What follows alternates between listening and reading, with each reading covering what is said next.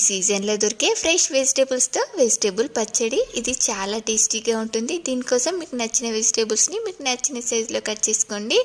అలాగే దీనిలో మసాలా కోసం మెంతులు, ఆవాలు, జీలకర్రని చిటపల్లాడిన తర్వాత నువ్వులను కూడా వేసుకొని వేయించుకొని ఇలా పౌడర్లా చేసుకోండి.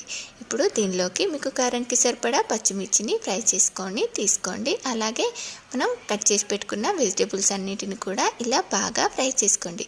ఒకదాని తర్వాత ఒకటి అన్నింటిని కూడా ఫ్రై చేసుకొని తీసేసుకోండి. కావాలంటే మీరు బీన్స్, కాలీఫ్లవర్ ఇలాంటివి మీకు నచ్చిన వెజిటేబుల్స్ని తీసుకోవచ్చు.